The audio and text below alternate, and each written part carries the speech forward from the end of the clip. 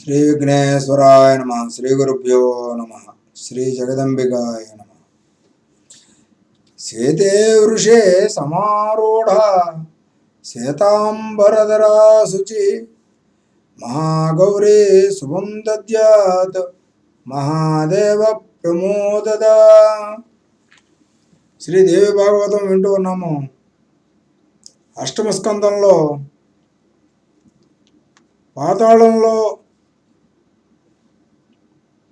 పాతాళలోకం వరకు ఉన్నటువంటి అధోలోకాలని లోకావరణంలో చెబుతూ ఉన్నారు.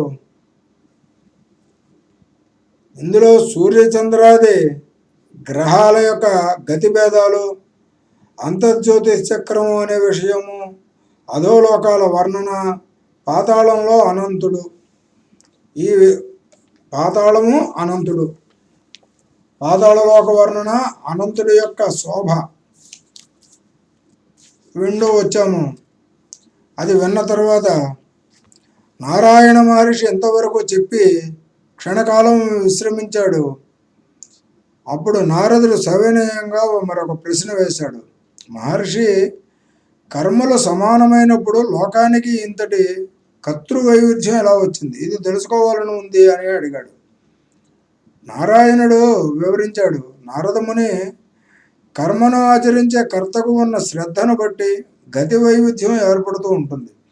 గుణత్రయ ప్రభావం వల్ల వాటి ఫలాలలో భేదం ఏర్పడుతుంది. కర్మాచరణలో సాత్విక శ్రద్ధను వహించినట్టయితే కర్త ఎప్పుడూ సుఖపడతాడు. రాజస శ్రద్ధకు ఫలితమే దుఃఖము, తామస శ్రద్ధకు దుఃఖిత్వంతో పాటు మూఢత్వం కూడా ఫలితమవుతూ ఉంటుంది. ఇలా శ్రద్ధలో ఉండే తారతమ్యాలను బట్టి వాటి ఫలాలలో వైచిత్యం ఏర్పడుతూ ఉంటుంది. పితృ నరకలోకాలు అనాది అయిన అవిద్య కారణంగా కర్మలను ఆచరించిన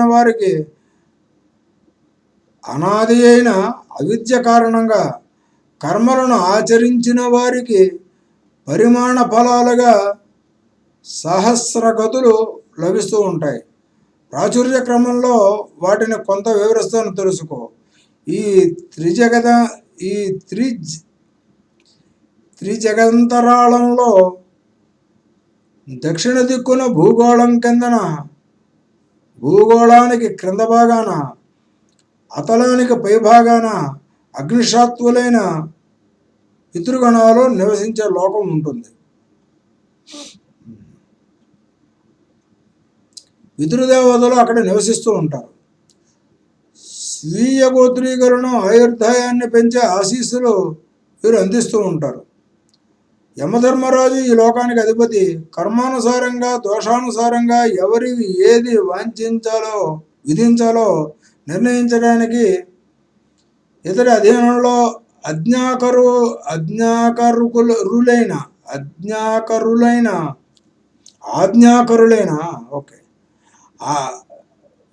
యముడి అధీనంలో ఆజ్ఞాకరులైన పురుషులు చాలామంది ఉంటారు. ఇతడి ఆదేశాలతో ఆయా దేశాలలో వీరు నిత్యము సంచరిస్తూ ఉంటారు. ఈ పితృపతి ఆధీనంలో 21 నరకాలు ఉంటాయంటారు కొందరు, ఉంటాయని కొందరు అంటూ ఉంటారు. 28 అని మరికొందరు అన్నారు. తామిశ్ర, అంధతామిశ్ర, రౌరవ, మహారౌరవ, కుంభీపాక, కాలసూత్ర, అసిపత్రారణ్య, శోకరముఖ, అంధకోప, క్రిమిభోజన, తప్తమూర్తి, వజ్రకంటక, సాల్మలి, వైతరిణి, కుయోద అంటే ప్రాణరోధ, విశేషణ, లాలాభక్ష, సారమే యోధన, అవీచి, అయ్యప్పాన,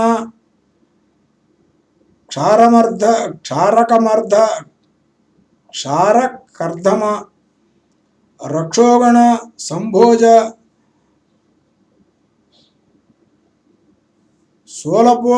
శూలప్రోత, దందశోక, వటారోధ, పర్యావర్తక పర్యావర్తనక సూచీముఖ నామధేయాలతో ప్రసిద్ధి గంగాయి. ఇవి యాతనా భూములు.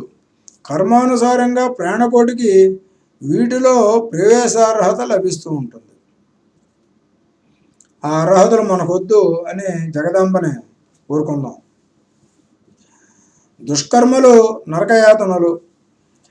నారాయణ మహర్షి కర్మభేదాలు ఎన్ని విధాలు, ఏ కర్మలకు ఏ నరకం లభిస్తుంది, ఇవి కూడా దయచేసి చెప్పు. నారద, ఇవి తెలుసుకోవడం అందరికీ చాలా మంచి, అన్ని విధాలా మంచిదే, ఆలకించు. పరదారాపహరణము చేసిన వారు తామిశ్ర నరకంలో యాతన పడతారు. అక్కడ యమభటులు దండ తాడన సంతర్జానాదులను బహుకరిస్తారు. మూర్ఛావివసుడైనా విడిచిపెట్టరు. భర్తలను వంచిన స్త్రీలు అంధతామిశ్రానికి పోతారు. అక్కడ యాతన వర్ణనాతీతము. కన్ను పుడుచుకున్న ఏమీ కనబడదు, మతిపోతుంది. మొదలు నరికిన చెట్టులాగా కూలబడతారు. నేను, నా కుటుంబము నాది అంటూ కేవలము స్వీయ కుటుంబ పోషణ కార్యలంబడులై భూతద్రోహం చేసేవాళ్ళు రౌరవ నరకానికి పోతారు. భూలోకంలో తాను ఏ ప్రాణులను హింసించాడో ఆ ప్రాణులు అన్నీ రురువులుగా మారి ఈ నరకంలో దారుణంగా హింసిస్తాయి. రురువు సర్పం కంటే క్రూరమైన జంతువు అని పెద్దలు చెబుతారు. వీటిలో పచ్చి మాంసాన్ని తినే రురువులు కూడా ఉన్నాయి. అవి మహారౌరవంలో ఉంటాయి. పశుపక్షి గణాలను హింసించే క్రూరులు కుంభీభాగ నరకంలో పడతారు. అక్కడ సలసల ఆడుతున్న నూనె తొట్టెల్లో ఈ పాపాత్ములు నివసించవలసి వస్తుంది. తాను హింసించిన జంతువుకి శరీరం మీద ఎన్ని రోమాలున్నాయో అన్ని వేల సంవత్సరాలు ఇతడు ఆ నూనె తొట్టెల్లో వేగవలసి వస్తుంది. పితృవిప్ర బ్రాహ్మణ ధిక్కారం చేసి ధర్మం తప్పి సంచరించిన వాడు అగ్ని సూర్య తేజస్సులతో మహాగ్ని కుండలంగా భగభగలాడే కాలసూత్ర నరకంలో పడతాడు. తీవ్రమైన ఆకలి దప్పులతో లోపల బయట దహింపబడతాడు.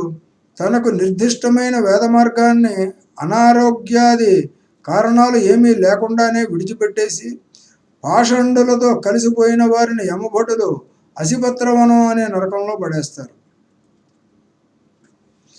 కొరడాలతో బాదుతూ లబోదిబోమని అటు ఇటు పరుగులు తీస్తూ ఉంటే అన్ని వైపుల నుంచి అసిపత్రాల అంటే కత్తుల అంచులు కలిగిన ఆకులు శరీరాన్ని చీరేస్తూ ఉంటాయి. అప్పటికే పాషండ ఫలం బాగా అనుభవంలోకి వస్తుంది.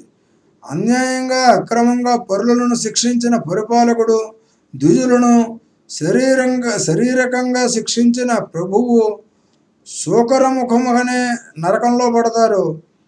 అక్కడ అతడి శరీరాన్ని చెరకు గడల పిప్పి చేసేస్తూ ఉంటే ఆర్తనాదాలు చేస్తూ మాంసపు ముద్ద అయిపోతాడు.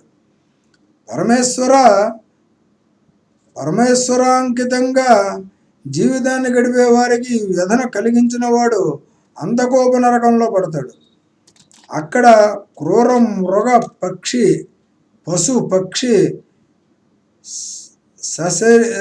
సరీసృప మశక యోక మత్కుణ మక్షిక దంత శోకాలతో కటిక చీకటిలో హింసల పాలవుతాడు. కుళ్ళిపోయిన శరీరంతో జంతువుల నేల మీద పోకుతాడు, పొరలాడుతాడు. పంచయజ్ఞాలు చేసి బలి ప్రదానం చేశాక అతిథులకు పెట్టగా అంతా తానే భుజించేవాడు కృమి భోజన నరకంలో పడతాడు. 1,00,000 యోజన విస్తీర్ణమైన కృమికుండంలో తాను ఒక క్రిమిగా మారి మలభక్షకుడు అవుతాడు. అప్రహుతాదుడు కూడా ఈ నరకానికే చేరుతాడు. అప్రహుతాదుకుడు కూడా ఏ ఆపద లేకపోయినా ఇతరుల బంగారాన్ని రత్నాలను అపహరించేవాడు అగ్నిపిండాల్లాంటి ఇనుప స్తంభాలకు కట్టివేయబడతాడు. ఇది తప్తమూర్తి నరకం. పరకాంతలను బలాత్కరించిన పురుషుడు, పరపురుషుల వలన పరపురుషుడికి వల వేసిన వనిత ఇద్దరు నరకానికి పోతారు. అక్కడ యమభటులు కమిచి దెబ్బలు వేస్తూ వజ్రకంటక సంయుక్తమైన ఇనుప స్తంభాలను కౌగిలించుకునేటట్టు చేస్తారు.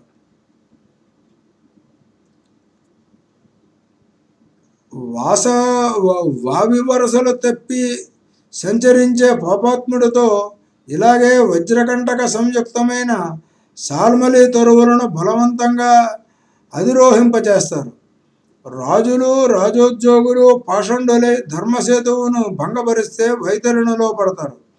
అది యమలోకమనే దుర్గానికి పరిఘ అంటే అగర్త. మలమూత్రాలు, చీము నిద్రలతో నిండి ఉంటుంది. అందులో ఈ పాపాత్ములు చేపపిల్లలాగా ఈతపిల్లలాగా ఈదులాడుతూ ఉంటారు.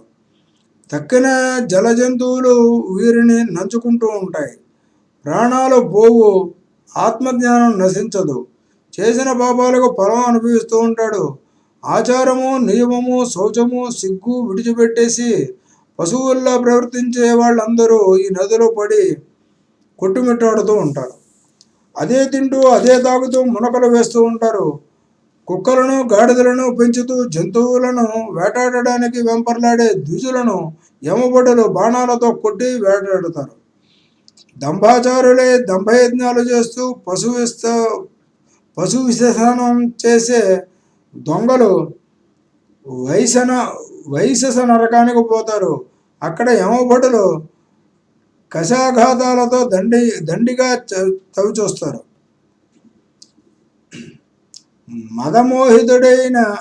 మదమోహితుడే ధర్మపత్నితో రేతపానం చేయించిన ద్విజమూర్ఖుణ్ణి యమకింకరులు వీర్యకొండంలో పడదోసి రేతపానం చేయిస్తారు.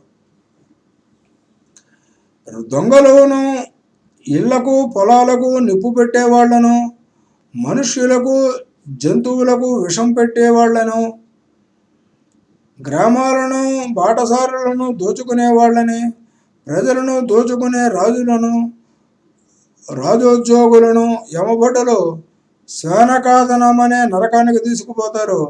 అక్కడ 20కి పైగా మహాద్భుతమైన సౌరమేయాలు అంటే కుక్కలు ఉంటాయి. వాటికి వీరిని ఆహారంగా పడేస్తారు. ఇది మరొక మహాదారుణమైన నరకం. అవీచి మొదలైన నరకాలు ఉన్నాయి. ఇంకా అవీచి మొదలైన నరకాలు ఉన్నాయి. వాటిని గురించి కూడా చెబుతాను, ఆలకించు. నారద, కూట సాక్ష్యాలు చెప్పేవారు, గుడి గోపురాదులకు దాతల నుంచి లభించిన ధన, కనక, భూ, వస్తు, వాహనాదులను దుర్వినియోగం చేసేవారు అవీచి నరకానికి పోతారు. 100 యోజనాల ఎత్తున్న గిరిశిఖరం మీద నుంచి వీరిని తలకిందులుగా ఆ నరకంలోకి తోసేస్తారు యమభటులు. అక్కడ నేలంతా కెరటాలుగా ఉంటుంది. కానీ అవి నీటి కెరటాలు కావు. అందుకే దీనిని అవీచి అని పేరు.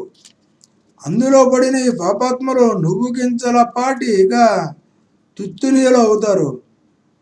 బ్రాహ్మణ, క్షత్రియ, వైశ్యులలో స్త్రీలు కానీ పురుషులు కానీ తెలిసి తెలియక కానీ సురాపానం చేస్తే వారు ఈ నరకానికి పోతారు. అక్కడ యమభటులు ఇనుమును సలసల కరిగించి బలవంతంగా తాగిస్తారు. వర్ణాశ్రమ ధర్మాలను పాటించే వారిని గౌరవించని అధములు క్షారకర్ధమ నరకానికి పోతారు. నరమేధాది ఘోర యజ్ఞాలను చేసిన వారు యమలోకంలో పడే యాతనలు వర్ణనాతీతము. తలతలలాడే కత్తులతో యమభటులు వీరిని నిలువున చీరేస్తారు, రక్తం తాగిస్తారు, నృత్యం చేయిస్తారు. చిన్న చిన్న పురుగులను, తూనీగలను, పిట్టలను దారాలు కట్టి ఆడించి హింసించే వారిని యమభటులు శూలాలకు గుర్చి వేధిస్తారు. ఇనుపు ముక్కుల గద్దెలతో పొడిపిస్తారు. ఏ రకం ఎవరు ఏ జీవహింస చేసినా దానికి తగిన రీతిలో దంద శోక నరకంలో శిక్ష అనుభవిస్తారు. జంతువులను పక్షులను పట్టి బంధించే వారిని యమభటులు అలాగే చీకటి కొట్లలో వేసి పొగబెట్టి శిక్షిస్తారు. ఇంటికి వచ్చిన అతిథుల్ని పాపదృష్టులతో చూసే బ్రాహ్మణ గృహస్థుల కన్నను నరకంలో యమభటులు కాకులతో గద్దలతో పొడిపిస్తారు. ఇంటికి వచ్చిన అతిథుల్ని పాపదృష్టులతో చూసే బ్రాహ్మణ గృహస్థుల కన్నులను నరకంలో యమభటులు కాకులతో గ్రద్దలతో పొడిపిస్తారు. ధనవంతులయ్యుండి అన్నింటికీ లెక్కలు చూసుకునే లోభులు సూచీముఖ నరకంలో అనుభవించే వేదనలు చాలా దారుణంగా ఉంటాయి.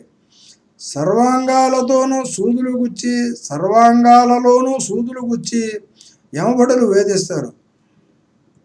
ఇటువంటి విత్త నరకాలు యమలోకంలో శతాధికంగా ఉన్నాయి.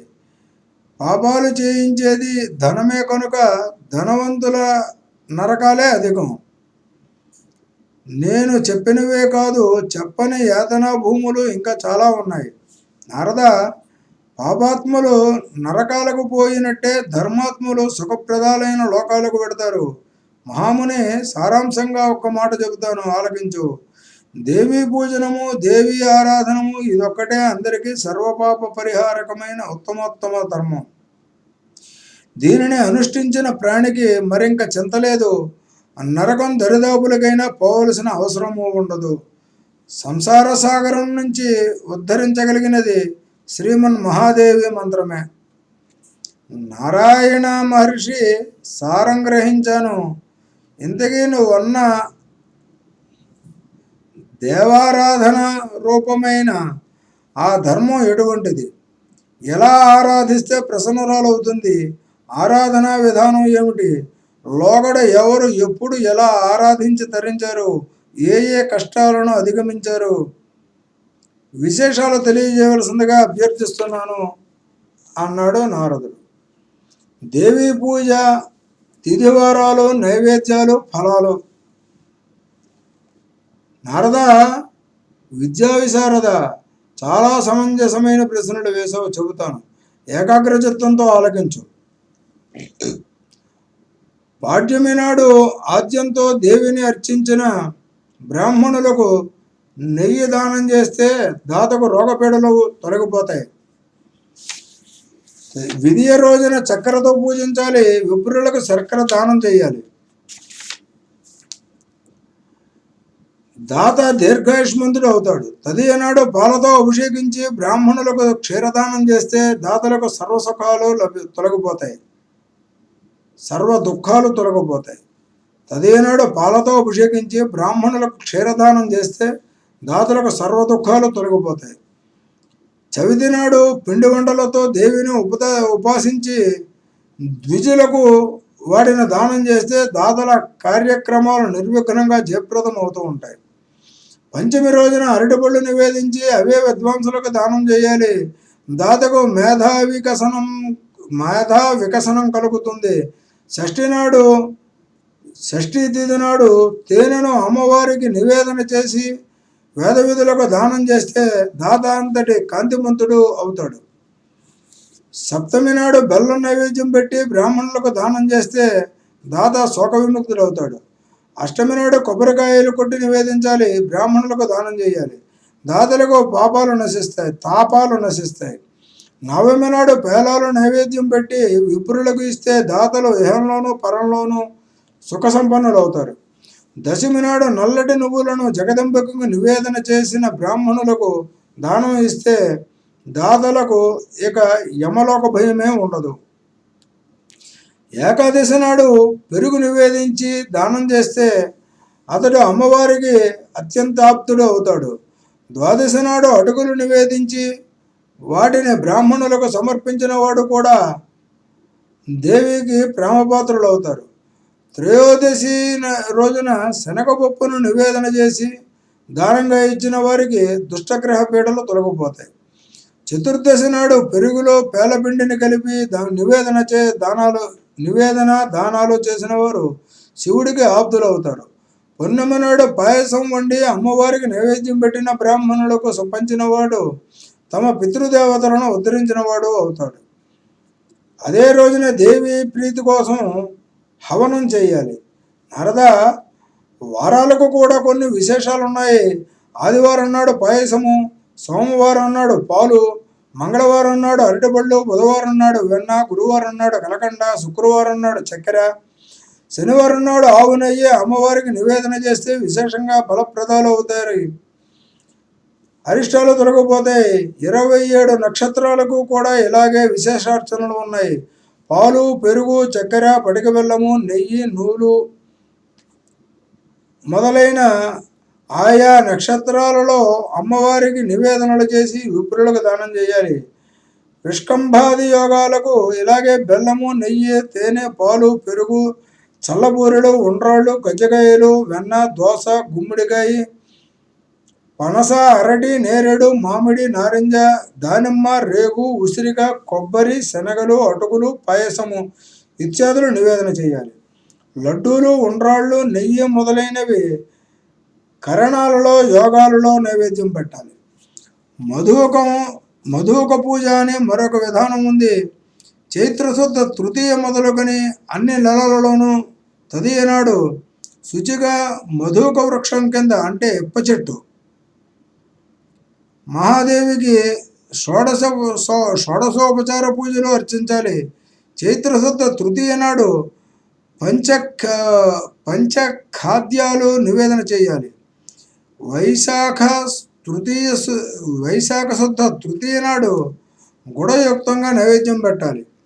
తరువాత నెలల్లో వరుసగా తేనె, వెన్న, పెరుగు, చక్కెర, పాయసము, పాలు, పేణి, దది కూర్చి, ఆవు నెయ్యి, కొబ్బరికాయలతో కూడిన నివేదనలు పెట్టాలి.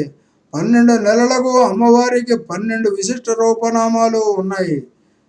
మంగళ, వైష్ణవి, మాయ, కాళరాత్రి, దురత్యయ, మహామాయ, మాతంగి, కాళి, కమలవాసిని, శివ, సహస్రచరణ, సర్వమంగళ అనే పేర్లతో మధుక వృక్షం కింద అర్చించాలి.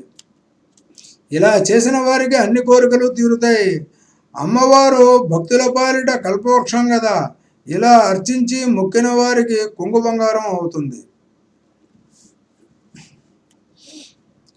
అటుపైనే మధుకస్థమైన మహేశ్వరుని సర్వకామ సమృద్ధి కోసము, వ్రతపూర్ణత్వ సిద్ధి కోసము భక్తి ప్రపత్తులతో నమస్కరించి ఇలా స్తుతించాలి. ఓ పరమా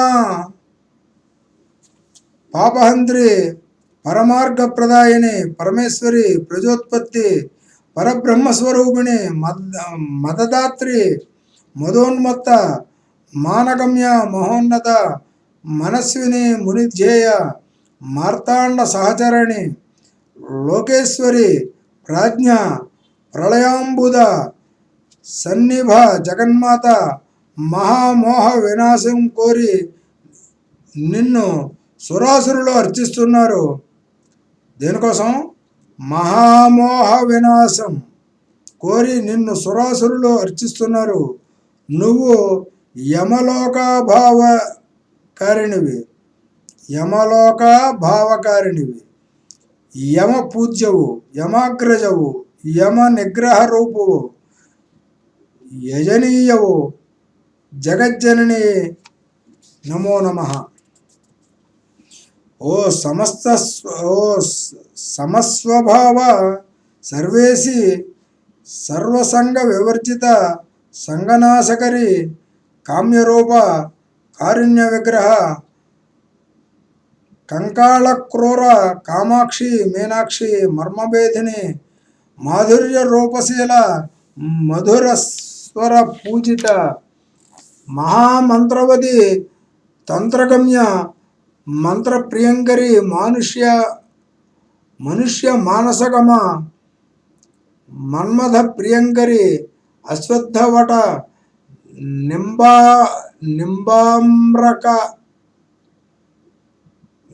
నింబామ్ర కపిస్త బదరీగత. మళ్ళీ అశ్వత్థ వట నింబ ఆమ్ర కపిస్త బదరి గత పనసాస్ పనసార్కరి పనసార్కరీదాది పరీరా పనసార్క కరీర కరీరాది క్షీరవృక్షస్వరూపిణి దుగ్ధవల్లి దుగ్ధవల్లి నివాసార్హ దయనీయ దధిక దధా దయాధిక దాక్షిణ్య కరుణారూప సర్వజ్ఞ వల్లభ నమో నమః. ఇలా స్తుతించిన వారికి వ్రత సాఫల్యం వెంటనే సిద్ధిస్తుంది. ఈ స్తోత్రాన్ని నిరంతరం పఠించిన వారికి ఆదివ్యాధి శత్రుభయాలు ఉండవు. చతుర్విధ పురుషార్థాలలోనూ ఏది కోరిన వారికి అది సిద్ధిస్తుంది. చతుర్వర్ణాల వారికి అనుకూలమైన స్తోత్రం ఇది. ఇలా అర్చించి స్తుతించిన వారు సర్వ పాప విముక్తులవుతారు, మానధనులవుతారు, సర్వత్రా మన్ననలు పొందుతారు. కలలో కూడా యమలోక భయం ఉండదు. మహామాయా ప్రసాదం వలన పుత్ర పౌత్రాధికంగా వృద్ధి చెందుతారు. నారద, ఇదంతా నరకోద్ధారణ లక్షణమైన పూజా విధానము, సర్వమంగళకారకము. మధుక పూజ చేసిన వారికి రోగబాధలు ఉండవు, నరకయాతనలు ఉండవు. అమ్మవారి అనుగ్రహం వల్ల ఇహ పరాలలో సకల సుఖాలు అనుభవించి ముక్తి పొందుతారు. బ్రహ్మనందన ప్రకృతి స్వరూపిణిగా అమ్మవారికి 5 రూపాలు ఉన్నాయి. నామ రూప ఉత్పత్తులతో అవి జగదానందదాయకాలు. వాటి మహత్యాలను, వాటి ఆవిర్భావ అర్చా విధానాలను వివరిస్తాను, తెలుసుకో. ముక్తిప్రదమే కాదు, చాలా కుతూహలంగానూ ఉంటుంది అంటూ నారాయణ మహర్షి రవ్వంత విశ్రాంతి తీసుకున్నారు. ఇది అష్టమ స్కంధం 839 శ్లోకాలు. శ్రీ జగదంబార్పణమస్తు. స్వస్తి.